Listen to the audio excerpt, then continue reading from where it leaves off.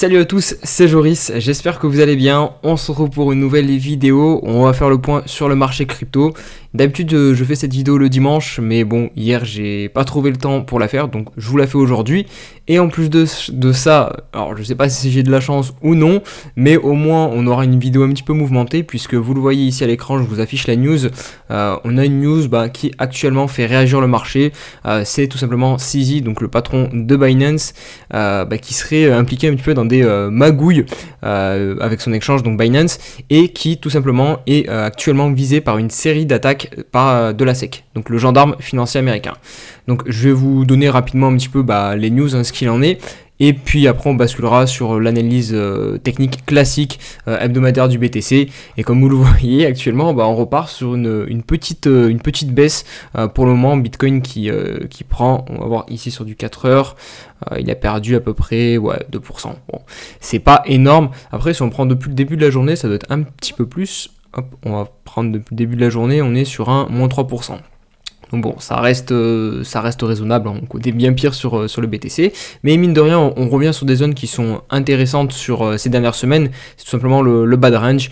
Donc voilà, au moins on aura, j'aime dire, un petit peu des choses intéressantes à dire dans la vidéo, puisque c'est vrai que maintenant depuis pas mal de temps, on se fait chier un petit peu sur les marchés, en tout cas sur le marché de Bitcoin et des cryptos. Voilà, je pense qu'il faut se le dire. Du coup voilà, si le programme de la vidéo vous plaît, que vous voulez soutenir la chaîne YouTube, bref comme d'hab, n'oubliez pas de vous abonner et on part tout de suite sur la vidéo.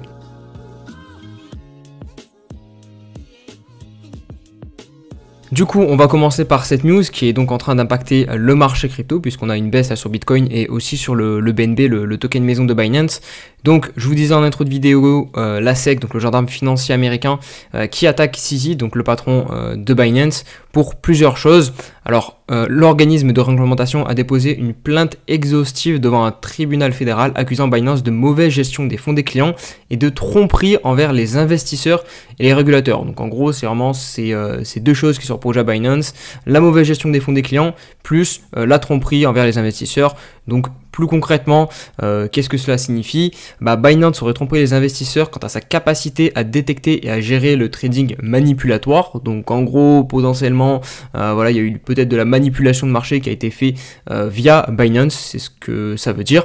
Et la SEC soutient également que Binance n'a pas pris les mesures appropriées pour empêcher les investisseurs américains d'accéder à sa plateforme d'échange non régulée, puisque Binance n'est pas régulé aux États-Unis.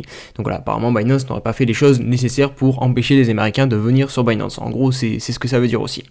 Et deuxième gros autre sujet des attaques de la SEC contre le PDG de Binance, CZ, c'est tout simplement que Binance pourrait être responsable d'un mélange de milliards de dollars de fonds de clients qui étaient ensuite transférés clandestinement à une entité distincte contrôlé par le fondateur de Binance, donc Changpeng Zhao, donc CZ.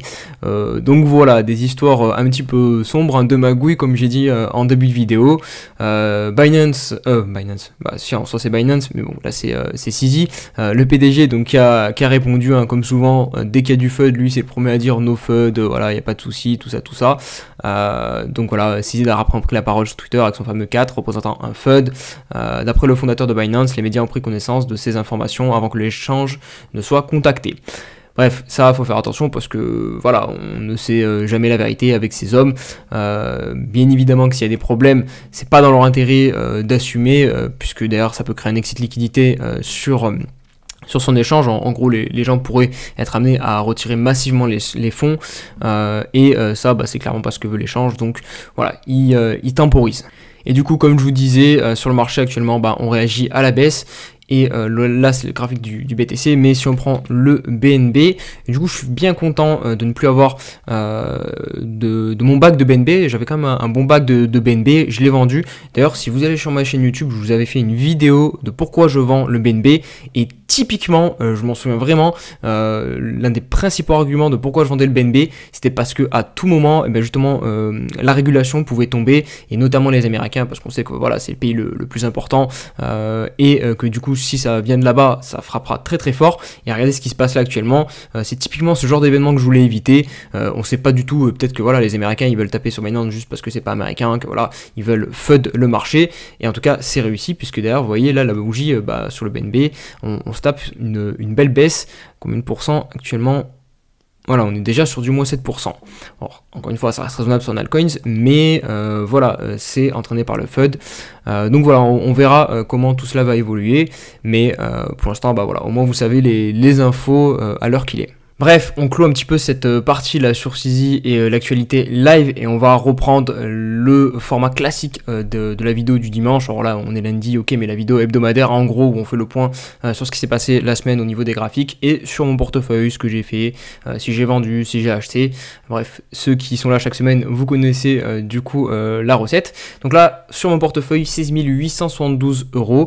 C'est dommage parce que hier soir, je crois que j'étais à 17 300. Juste en hold dump, parce qu'on avait finalement, on était quand même bien monté sur le Bitcoin. Hop, si on se remet en daily, ici là, quand on est venu chercher les 28 000, qu'est-ce que je dis? C'était hier, ici dans le daily, donc c'était plutôt les 27 500. Bah ici j'étais à 17 000 et quelques. Donc voilà, derrière là, on rebaisse. Et du coup là vous allez voir une nouveauté, j'ai 500 € de flux, c'est tout simplement parce que j'ai ouvert mon premier masternode. Alors ça c'est grâce notamment, je lui fais une dédicace du coup à PDF Crypto, j'avais fait un live avec lui, c'est une personne de Montpellier, on fait notamment les meet-up sur Montpellier avec lui, je les organise. Et avec d'autres personnes, mais bon bref, lui en fait partie et lui il est vraiment spécialisé sur les masternodes.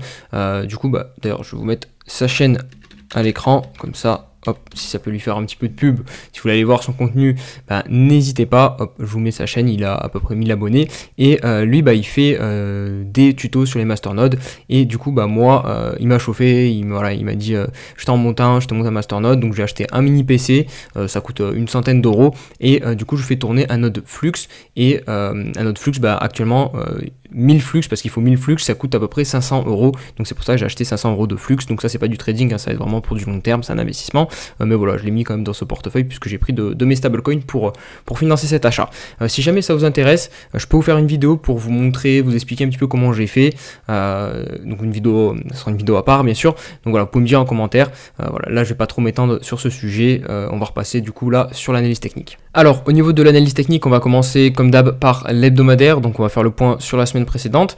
On se rappelle les niveaux importants, le bas qui est pour moi à 26 500 $ à peu près, qui est la clôture la plus basse en hebdomadaire qu'on a effectuée, c'était la semaine du 15 mai 2023 et qui marque pour moi le bas du range qu'on tient maintenant depuis début mars, hein, quoi, globalement on est dans ce range entre 30 500 et 26 500 et en regardant en direct live 26 200, on est donc en train de venir vraiment sous le bas de range en hebdomadaire. Si on clôture comme ça, bah, ça sera pas du tout encourageant, donc là par contre ça va être intéressant pour acheter, hein, puisque on essaie d'acheter plutôt les supports quand on arrive bas du support, donc là bas de range c'est plutôt des achats qu'il faut chercher à faire, en tout cas moi je fonctionne comme ça, donc là voilà, ça peut être intéressant pour ceux qui peut-être soit voudraient se positionner en longue investissement ou plus du swing invest, ça c'est à voir, hein. Les entrées sont un peu plus techniques à mettre en place, je pense, de ce côté là, mais en tout cas pour du trading, clairement là ça peut s'entendre de venir et essayer d'acheter si on a des setups qui se mettent sur des plus petites unités de temps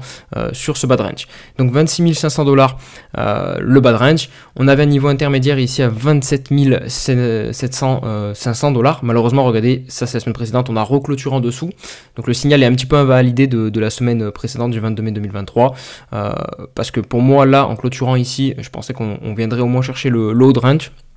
Pour l'instant ce n'est pas le cas malheureusement, donc on va voir comment ça évolue, mais voilà, ce qu'il faut surveiller, ça va être la clôture de cette semaine, voir si on clôture en dehors ou non du range, et si jamais c'est le cas, les prochains objectifs, on a les 25 200 $ qui sont le 0,382 de tout le mouvement, et qui est aussi une ancienne zone de résistance ici qu'on pourrait venir flip en support, et sinon on a les 0,118 qui sont à 21 500 $, donc beaucoup plus bas et proche du bottom de l'affaire de l'USDC. Donc ça c'est les prochaines targets, clairement si on vient à casser, oula, c'est pas du tout comme ça que je voulais dessiner, si on vient à casser ce range-ci, si on casse cette consolidation, je vous l'avais expliqué dans la dernière vidéo, le marché ça fonctionne comment, c'est 80% du temps en range, 20% du temps en mouvement, un mouvement violent, on change de zone de prix.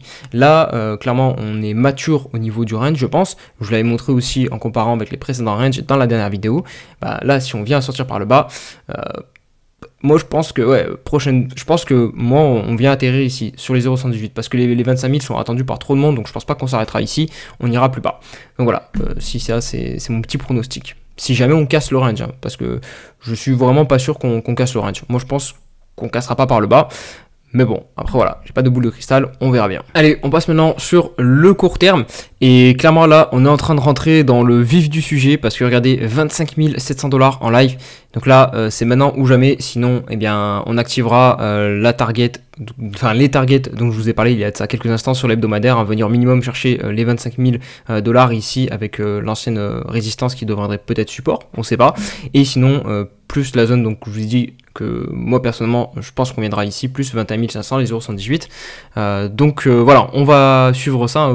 Probablement quand vous verrez la vidéo on sera pas exactement au même prix je pense, parce que là si vraiment on casse le range on va rentrer dans une vraie volatilité, donc attention. Et puis même si on ne le casse pas, la réintégration du range peut être violente. Là ça y est, on a pris la liquidité sous les creux les plus bas du range là qu'on tient depuis quelques semaines. Je vais passer sur le je vais passer sur notre graphique, comme ça vous allez bien voir. C'est ce que j'allais vous dire dans la vidéo. J'allais vous dire, moi ce que je vais attendre, c'est si on vient chercher la liquidité sur ces deux creux, parce que regardez, ici on avait le premier creux, deuxième creux, on n'était pas venu récupérer la liquidité. Là c'est fait, on a récupéré la liquidité. Clairement, si derrière vous voyez des structures se dessiner en petite unité de temps au-dessus de ces deux creux, donc qui est le support du bas du range, ça sera bullish. Et moi perso, j'essaierai d'entrer en longue ici pour rejouer petit à petit les bornes opposées du range. Par contre, si on réintègre pas, voilà, il faut pas s'inflammer, il faut pas aller contre le mouvement, et probablement qu'on ira chercher les zones du coup, comme je vous l'ai dit, hebdomadaires, qui sont beaucoup plus loin en bas. Donc voilà, je pense que je vais pas faire plus long au niveau de la vidéo, hein. Franchement je pense avoir été clair. Le niveau qu'il faut surveiller, voilà, le bas de range en 4 heures c'est 25 900, 26 000 $, vous voyez, avec ces deux bottoms. Soit on réintègre, soit on réintègre pas. Si on réintègre pas, tant pis, on ira plus bas. Voilà, c'est comme ça. On a l'habitude avec ce marché depuis maintenant, c'est combien de temps qu'on a en bear market, depuis qu'on a fait ce top. Hop, c'était novembre 2021, donc 2023, ouais, ça va faire 2 ans bientôt qu'on est dans ce bear market, bien que ici on peut considérer ce petit run aussi comme un petit marché aussi, mais bon, globalement voilà, on est dans le dur, on va dire, depuis 2 ans. Si la vidéo vous a plu les amis, n'hésitez pas à liker, vous abonner pour les prochaines vidéos, et je vous dis à toutes et à tous une très belle, je vous souhaite à toutes et à toutes une très belle semaine. Allez, ciao ciao.